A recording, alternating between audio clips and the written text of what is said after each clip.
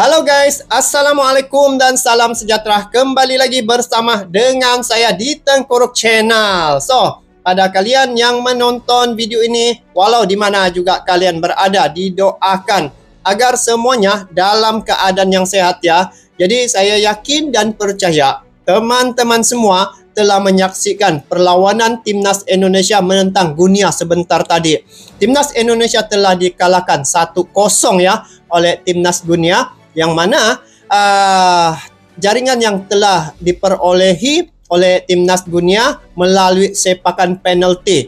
Nah, satu persoalan tentang perlawanan sebentar tadi, sekiranya ada VAR di situ, mungkin banyak peluang-peluang yang telah diperolehi ya oleh pasukan Timnas Indonesia, tetapi perlawanan sebentar tadi tidak ada VAR, bergantung pada wasit 100%. Jadi bila melihat keputusan wasit, seolah-olah berat sebelah ya memihak pada Timnas Guinea, sehingga kan Coach Sintayong dikenakan kartu merah dan diminta untuk keluar daripada tempatnya guys. Nah, jadi ini menunjukkan bahwa perlawanan sebentar tadi memang banyak kontroversi ya. Lagi-lagi tidak ada VAR, lepas tu wasitnya mengenakan kartu merah kepada Coach Sintayong, dan banyak kesalahan-kesalahan dikenakan pada pemain-pemain Timnas Indonesia. Sedangkan bila dilihat ya dari segi bentuk fizikal pemain-pemain Timnas Guinea ni, mereka berbadan besar ya, berbadan gede. Tetapi dengan sentuhan fizikal sedikit, mereka jatuh seolah-olah betul-betul cedera ya, sehingga kan ada pemain satu orang tadi, dia yang saat-saat akhir tuh dia jatuh, memang ketara sangatlah. Itu adalah lakonan dan salah seorang pemain Timnas Indonesia, dia tarik begitu kasih bangun balik ya. Tetapi itulah perlawanan sebentar tadi, hasilnya Timnas Indonesia tidak mendapat apa-apa jaringan, dan ini bermakna Timnas Indonesia tidak dapat meneruskan perjuangan ke Sukan Olimpik ya. Jadi kita ya, saya dari Malaysia yang pendukung Timnas Indonesia mewakili Asia Tenggara pun rasa begitu rasa sedikit sedih lah apabila perjuangan Timnas Indonesia telah berakhir ya untuk tahun 2024 ini pada Sukan Piala AFC untuk tahun 2024 Under 23 nih. Nah,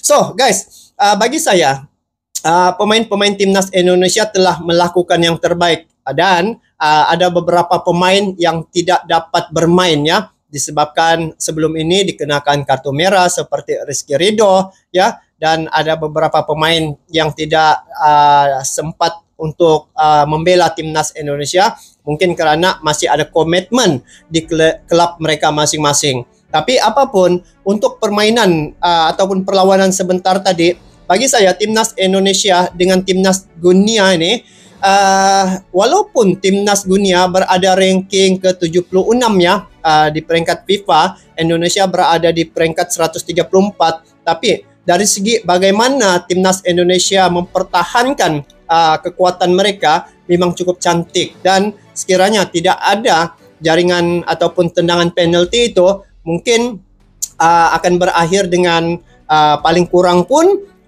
adu penalti pada akhir perlawanan. Tetapi di situ Indonesia telah didahului ya oleh Timnas Guinea, yang mana tendangan penalti itu membawa kepada kemenangan untuk pasukan Timnas Guinea. Nah, pada perlawanan sebentar tadi, bila melihat dari segi kemampuan pasukan Timnas Indonesia mempertahankan ya sistem mereka, di situ dari segi kombinasi pemainnya di babak pertama tuh cukup cantik. Tapi apabila babak kedua, di situ berlaku sedikit macam ada sedikit serabut ya, susun atur dan juga macam kelang kabut jadinya. Mungkin disebabkan karena Coach Sintayong yang dihalau keluar oleh wasit ketika itu. Jadi mungkin terganggu emosi pemain ketika itu. Nah, sepatutnya perlawanan akhir yang sangat penting ini perlu ada VAR, dan itulah jadi persoalannya kenapa perlawanan yang sangat penting ini tidak ada VAR dan juga dibuat secara tertutup ya. Jadi apabila melihat perlawanan sebentar tadi, Nah, ramailah yang kecewa, tetapi untuk timnas Indonesia, kalian memang betul-betul telah berjuang habis-habisan. Dan pencapaian timnas Indonesia hari ini ya, dari segi matlamat ataupun misi timnas Indonesia melebihi daripada target.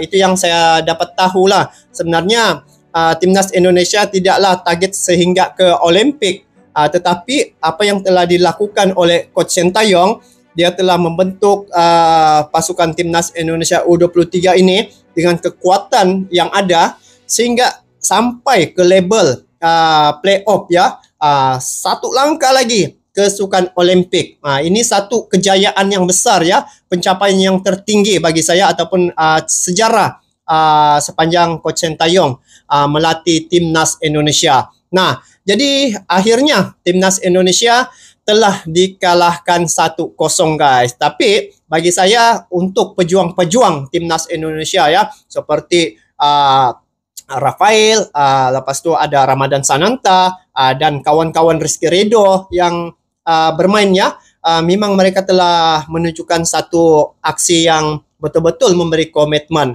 Ada pemain-pemain yang tidak dapat bermain seperti Rizky Ridho, dia tidak dapat sebab awal-awal telah dikenakan kartu merah. Nah, jadi guys, memang banyaklah persoalan-persoalan yang timbul sepanjang perlawanan tadi. Jika melihat dengan mata kasar ya, saya memerhati dari mula sampai akhir di babak pertama itu memang cukup cantik. Masa tu Coach Sintayong masih lagi ada di situ.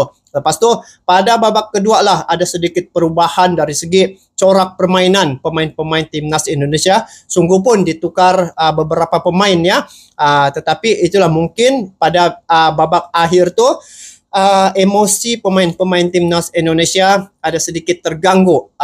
Jadi bagi saya mereka terganggu disebabkan mungkin Coach Sintayong yang dikeluarkan ya daripada tempatnya. Jadi kenapa Coach Sintayong dikeluarkan? Karena dia melihat sendiri ya, mungkin di situ ada berlaku kecurangan ataupun keputusan wasit itu tidak berbaloi dikenakan pada timnas Indonesia. Banyak kesalahan-kesalahan sepanjang perlawanan tadi dikenakan pada pemain-pemain timnas Indonesia. Sedangkan jika pemain-pemain timnas dunia nih berlaku kekasaran, amat sedikit mendapat hukuman ya ataupun denda untuk perlawanan tadi seperti kartu. Jaranglah dikenakan kepada pemain-pemain timnas dunia nih. Tetapi bila pemain-pemain timnas Indonesia sedikit sejak pun memang sudah dikenakan kartu dan juga warning begitu. Jadi banyaklah poin-poin yang telah diambil peluang oleh pemain-pemain timnas dunia ini dengan mereka seolah-olah mereka tersakiti. Lepas tu bila jatuh sekali jatuh, lepas tu sakitnya seolah-olah macam sudah kena hentakan yang kuat ya, padahal sentuhan sedikit sejak pun, tetapi dia punya lakonan itu memang menjadi ya, dan wasit pun tertarik dan juga dapat ambil perhatian. Jadi pemain-pemain timnas dunia ni mereka menggunakan kekuatan mereka dengan membuat aksi-aksi yang seumpama lakonan itu sehingga menarik perhatian wasit untuk mengenakan tindakan terhadap pemain-pemain timnas Indonesia. Jadi itulah perlawanan sebentar tadi. Memang saya rasa memang keputusan wasit itu banyak memihak pada pemain-pemain timnas dunia. Jadi kalau saya lah, pikiran saya ya, sebab wasit ni asal daripada sebelah-sebelah sana kan, di benua Afrika, di Eropah punya lah. Dia mungkin tidak mau wakil dari Asia Tenggara ni akan menang. Pasti dia mau kasih menang tim dari sebelah-sebelah sana. Jadi apapun guys, untuk perlawanan tadi pemain-pemain telah melakukan yang terbaik ya. Timnas Indonesia sudah berusaha sebaik mungkin untuk perlawanan sebentar tadi. Jika dibandingkan ya kekuatan kedua-dua tim tadi, Indonesia bisa untuk menyaingi pasukan timnas dunia. Sungguh pun timnas dunia ini berada di ranking yang ke-76, Indonesia 134. Tetapi Indonesia bisa melakukan jika diasah lagi ataupun diteruskan lagi ya usaha ini dan Indonesia pasti akan boleh pergi jauh lagi. Tapi untuk perlawanan Piala Asia U23 tahun 2024 ini sehingga ke tahap ini saja ya. Indonesia sudah melakukan dan pencapaian sehingga ke tahap ini sebenarnya tahap yang sangat tinggi sudah ya. Bayangkan dia mewakili Asia Tenggara ya. Di Asia Tenggara ini hanya Indonesia yang lolos, yang layak ke babak selangkah lagi ke Sukan Olimpik. Tetapi ya itulah adat perlawanan guys, ada menang ada kalah. Dan juga kemenangan-kemenangan ada kalanya juga dipengaruhi juga ya oleh keputusan-keputusan ataupun pengaruh-pengaruh seperti wasit begitu ya. Jadi bagi saya perlawanan sebentar tadi memang Indonesia telah melakukan yang terbaik dan saya dari Malaysia yang mendukung pasukan timnas Indonesia selaku wakil dari Asia Tenggara memang rasa berpuas hati dengan penampilan pasukan timnas Indonesia sehingga ke level saat ini. Negara-negara lain telah keluar awal ya untuk perlawanan Piala Asia, tetapi timnas Indonesia mampu bertahan sampailah playoff menentang timnas dunia tadi. Nah, jadi guys, mungkin kalian ada pandangan tentang kemenangan timnas dunia sebentar tadi. Tidak ada war, lepas tu wasit ya mungkin kalian mempunyai pandangan sendiri tentang apa yang telah dilakukan oleh wasit, keputusannya, dan mungkin kalian ada melihat juga bagaimana aksi pemain-pemain timnas dunia yang seringkali jatuh ya, banyak kali jatuh sedangkan mereka ni berfizikal yang fit, tetapi mereka mengambil peluang itu dan juga kesempatan jatuh itu untuk mendapatkan seperti tendangan penalti, lepas tu ya hukuman-hukuman tu dikenakan pada pemain-pemain timnas Indonesia. Itulah secara kasarnya yang saya lihat pada perlawanan tadi. Apapun guys, selamat ke atas pasukan timnas Indonesia kerana telah sukses berjaya sampai ke tahap ini ya.